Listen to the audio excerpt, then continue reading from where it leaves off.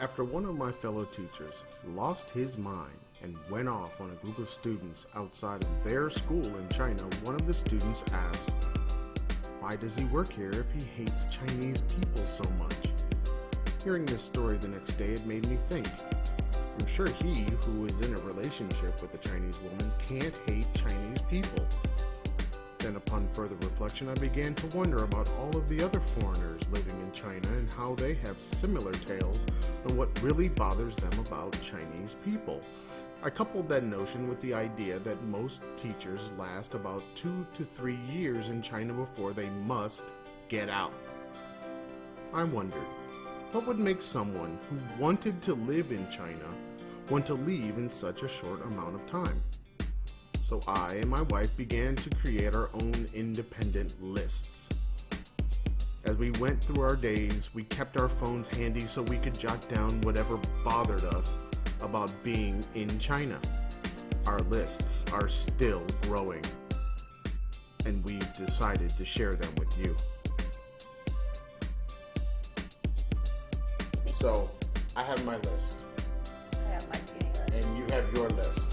Don't say how many things are on your list. We'll just go through them as we go through them. Okay. Do you want to go first with the first thing on your list? Nope. You want me to go first with the first thing on my list? Yes. All right, first thing on my list. Wait. Shouldn't we say what the list is? No. First thing on my list, we'll take care of that in the intro. Okay. So, first thing on my list, the unwillingness of Chinese people to think, reason, learn new and more efficient ways of doing anything. That's the first thing on my list.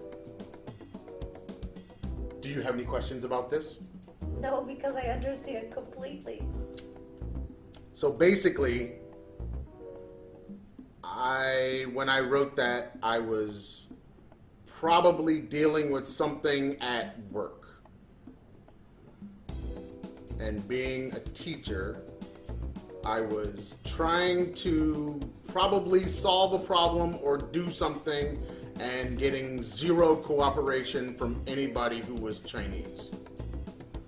So that's probably why I came up with that one as the first thing. My number one thing that came to mind when I started making this list.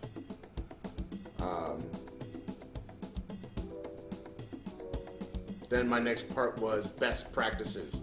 This idea that there have been ways of doing things in the West that have not filtered down to the people in China.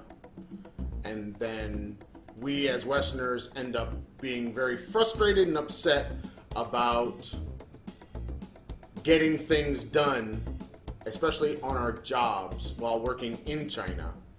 And we can't get them done because the people we're working with do not understand why we would need, say, more information, better communication, what cooperation is, and how to collaborate. They don't have any of those things.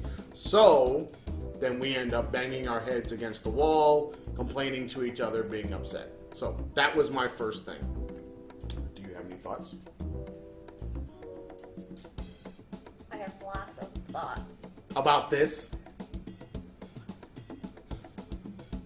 I think the thing that is the most frustrating in that particular circumstance is that they pay lip service to wanting to be more Western, yet they push every Western idea aside because it can't possibly be. Okay. They have no concept of trying new things without being told by another Chinese person to try new things. True. Because if the Chinese person didn't say it, it can't be true. Yes.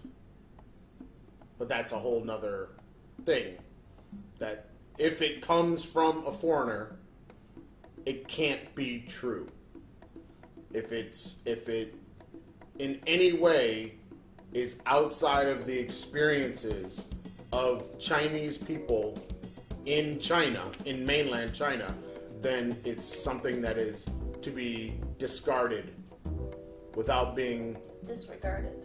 yeah, and not even thought about. Just no, that can't be. That can't be true. No, we can't do that. I know I've found that if I've run into a person that way, I will ask them, well, if we know that the way that you're doing it doesn't work or is not efficient, and then there's another possibility, why won't you try a new way? And usually the answer I get is because I am Chinese. So, that in itself just shows that as a group and as people identifying with a particular group, they think that they must behave a certain way in order to fit in with the rest of the people in that group. And if their grandmother didn't do it, and their mother doesn't do it, and their father doesn't do it, and none of their teachers ever brought it up, well, that means it's outside of the realm of possibility. Which is unfortunate. Especially within an educational institution in the educational context. That to me just doesn't make any sense, because I get it within a Chinese system that is preparing students to stay in China and never leave China. I don't get it in an international program context where the children are being prepared to work outside of the country, live outside of the country, go to school outside of the country. And all of the administrators or owners of the program have spent time outside of the country. So they've been outside, they've lived outside, they've studied outside, and yet once they come back, all of those things are left at the border, and now they're Chinese again, and so those thoughts and ways aren't even plausible here. yes, I agree. It's like it's taken at customs. Individuality, we'll leave it in this bin. Problem solving in this bin. Critical thinking skills over here. You're free to go. Are you saying that they have these things before they leave? I'm Because saying I they would don't say have those don't things have. before they leave China. I think that they may acquire some of them during their years outside of the country. But as soon as they cross that border, it's like customs says, okay, leave these here, and then now you're Chinese again, so you don't have to ever use those once you're inside the country. Like my empty brand new lighter. Yes! Yeah. Yes! Yes. Yes!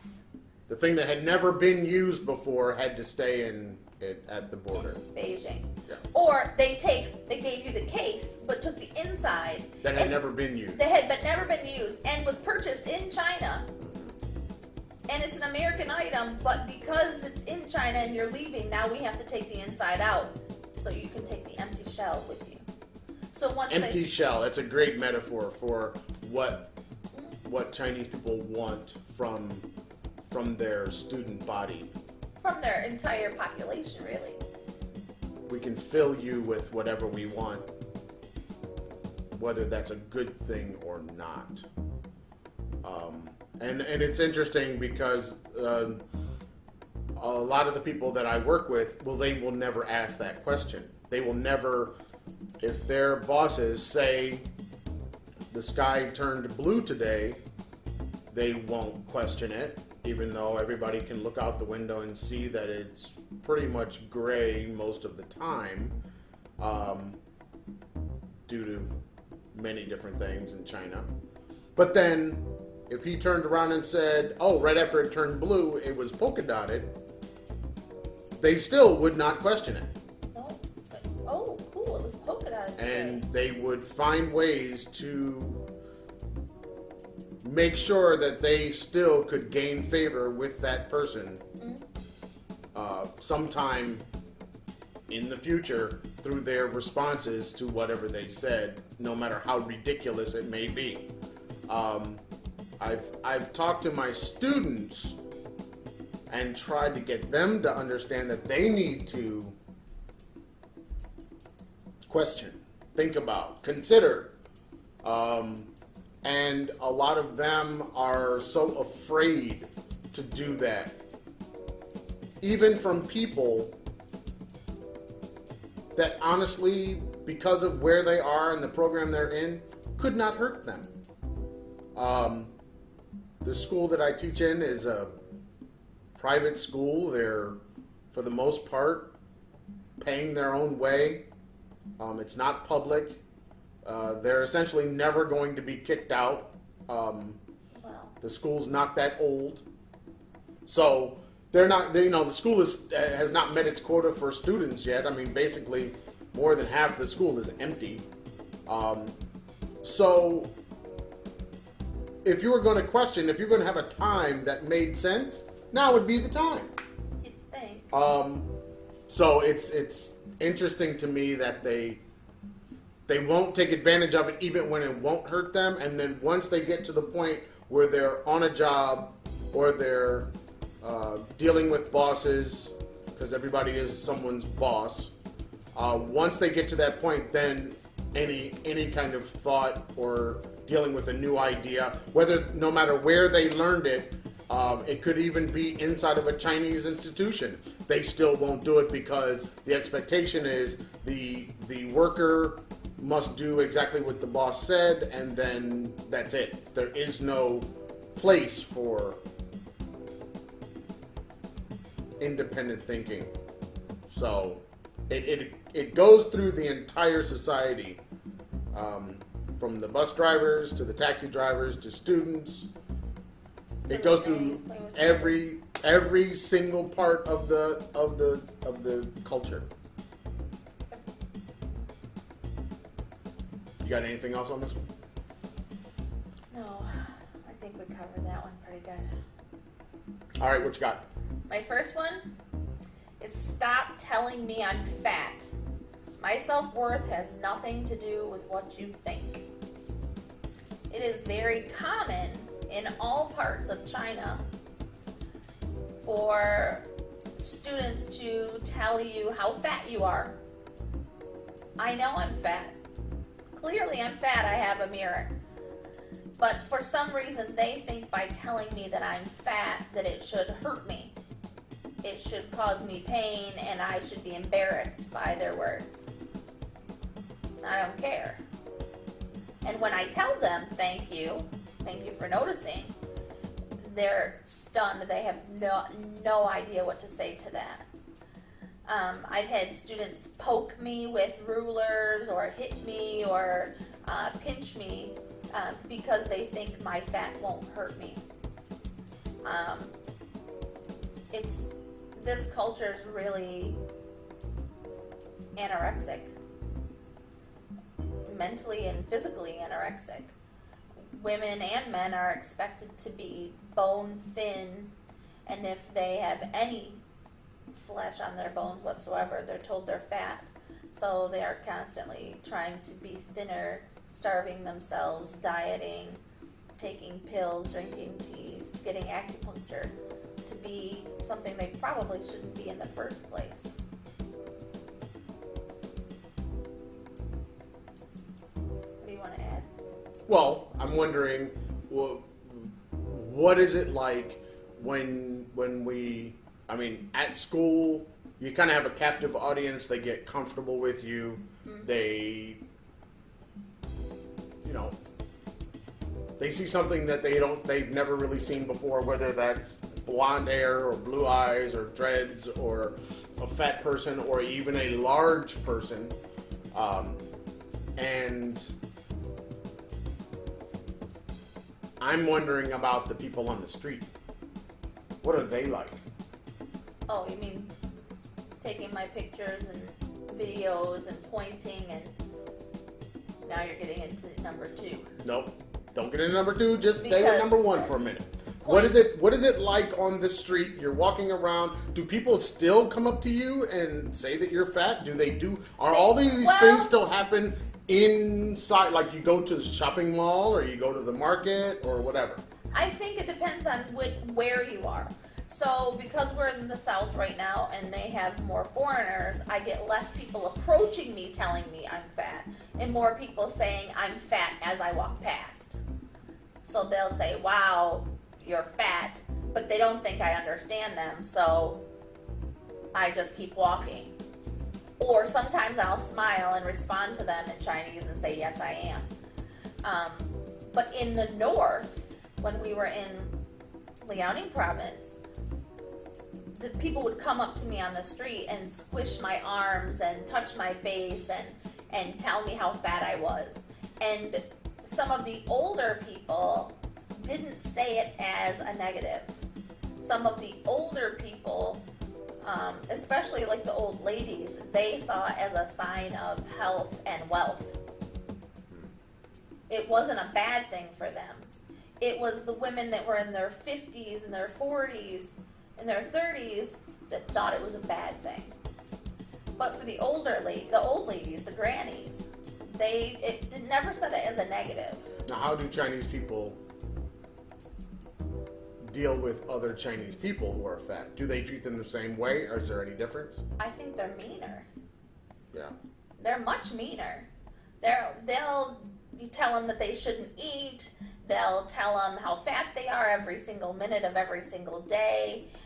I mean, this isn't just their family members. This is their coworkers. This is their boss. This is their students. The parents of their students will tell them how fat they are every single day just to make sure they don't forget for 1 second that they aren't a stick. And in the meantime, these women do such unhealthy things to their bodies to try to meet that expectation, this unrealistic cultural expectation of how a woman should look. It's really sad. I mean, you and I have both seen these women that are walking around with the thigh gap that's about 4 inches wide. I don't know what you're talking about. I don't look at other women. Don't lie to me. You ain't gotta lie, Craig. Look, we've all seen them where we had one Very student, skinny women. very yes. skinny, but we've seen them where it looks like their pelvic bone is poking out through their clothes. Like, how are they even holding their clothes on? And those are the girls that'll say, oh, I'm so fat. True. But I would say as a whole, the culture as a whole has an anorexic mindset. I think they have anorexia as a culture. Or do they have a different idea of what healthy looks like? Is it really anorexic? Because honestly, these people aren't necessarily. They're not.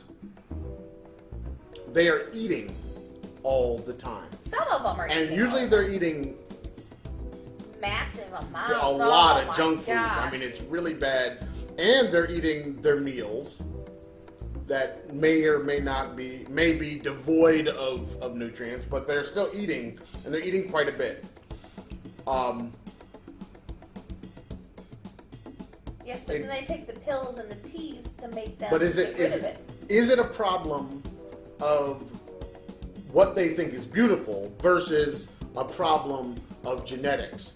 The majority of the people are small and thinner, and that's the thing that is quote unquote beautiful. So that's what they think everybody should be, because you can't have difference. You can't have you can't be an any, individual. Well, you can't have any traits that fall outside of their experience level. Right.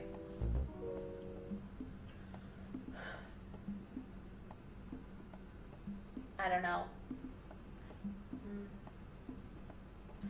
I find it interesting in this that they have an expectation of how a Chinese woman should look and be beautiful. But they'll tell me I'm fat, and in the same breath, they will tell me how beautiful I am because I have blonde hair or blue eyes or light skin. I'm fat, but I'm beautiful because I'm not like them.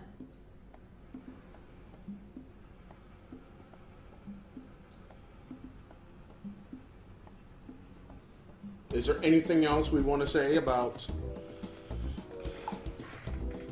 unwillingness of Chinese people to think or reason in a different way than what they've been taught, or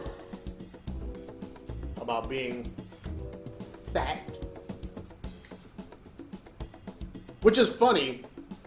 One thing that is funny is that while they are constantly harping on fatness, not being beautiful, Yeah, beauty is a big they are eating so much junk food right now because it's so available and so cheap.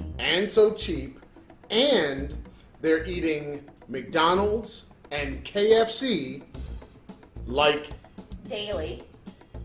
if they have the opportunity, that's what they would eat over their own food that is usually, outside of, say, too much oil and MSG and salt, usually being a better food on the whole. The food is actually better. It's fresh stuff. It might be meat, which I don't do, but it might still be better ingredients. Right, because they don't have, as a rule, they don't have canned vegetables and canned meats. They don't do frozen vegetables. It is all fresh daily. Right.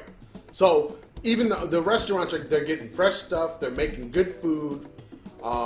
Whether it tastes good or not is debatable. I know inside of the canteens at schools, I have not really ever met any Cafeteria. students, You said canteen. because that's what they call it. I know, but it's a cafeteria. No, it's a canteen. It's a cafeteria. This is China. It is a canteen. Whatever, that's If British. you don't, the Chinese people are like the Borg. If you don't, Assimilate? yes, if you don't assimilate, they will crush you. So, inside of the canteen, The cafeteria. they are complaining that the food is terrible, but it's their local food. It's their food. I mean, it's not really any different than the food that they would get at any Chinese restaurant around in the area. They're getting the same food. They just don't want that food. They want Crap. McDonald's and KFC and other fast food that is Chinese fast food. Convenient noodles. Oh, and convenient noodles, Which is has basically nothing. ramen. Yes, our version is ramen. We call them ramen noodles, and they're terrible. There's nothing in there, and it's basically just lots of salt. It's like a bowl full of salt. And carbs. Yeah, lots of empty carbs. So, yeah, I think looking at how they are dealing with this new, it's not new, but it's new for like this generation and the generation before. We're having a lot of Western influence.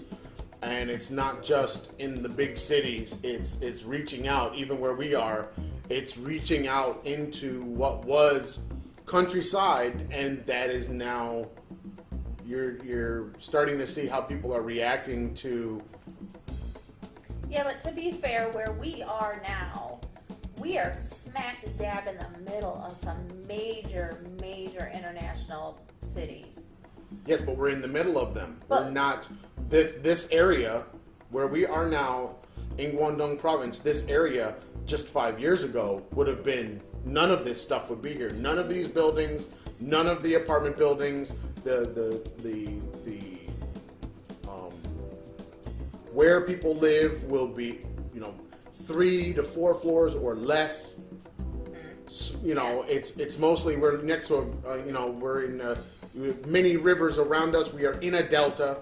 So, I mean, you're talking about people who are basically just farm, bring your stuff to market. I mean, old school, rural living. And so the people that live here, that work here and do these jobs aren't even from here. No. They're from somewhere else. Well, we've met several people that buy an apartment here, but they work in Guangzhou, which is an hour away from us, and they come here on the weekends because it's quieter. I don't know those people, but okay. We met the one girl on the bus when we first got here. That's what they had done. Yeah. Miley. But if you're living and working somewhere else, or they do the opposite, they live in the big city and they work here for the week, and then they go back home, and Right. their housing here is provided by the school, Yeah. or provided by their employer. So they're really only going to be here during the work week, and when the weekend comes, it's pretty quiet around here anyway. Yeah. It's not like living in a Shanghai or some other city where Well, there's even in lots of Wuhan. stuff going on, like Guangzhou. Right. When we lived in Wuhan, I mean, it was busy even on the weekends. Yeah, in the but, little district that we were And in. people grew up there. People were Right. from there. I mean, the Right. people, I think I only had one student that was from Sanshui, whose family's from Sanshui. I mean, that's it. I mean, most of the people that are affording the education that the school that I teach at offers,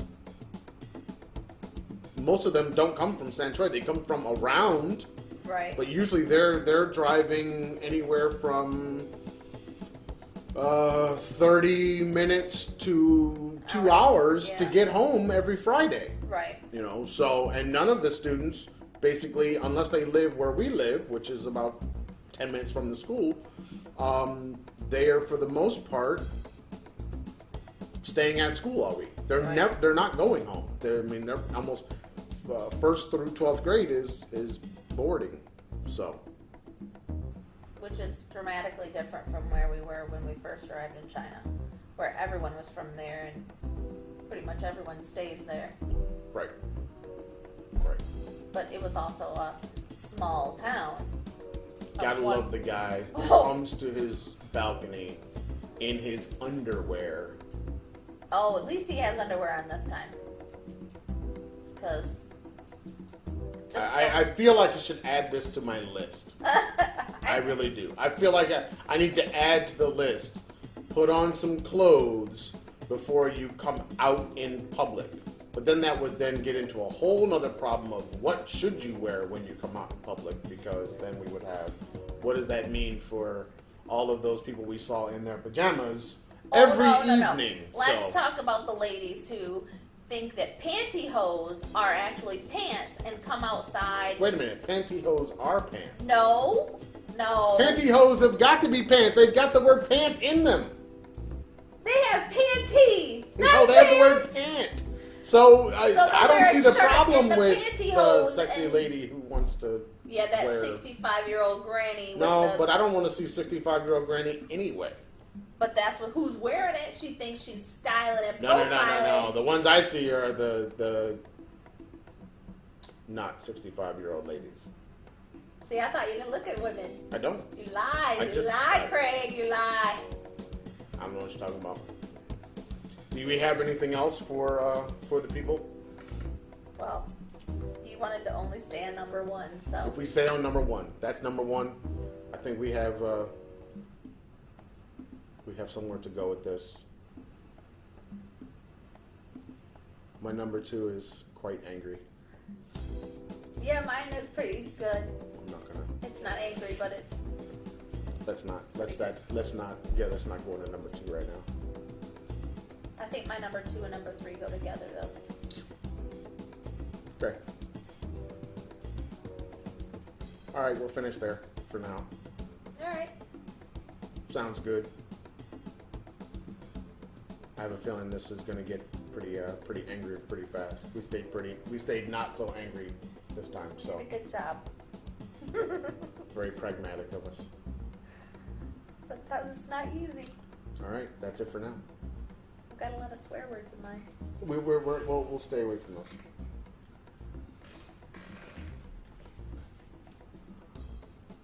Okay.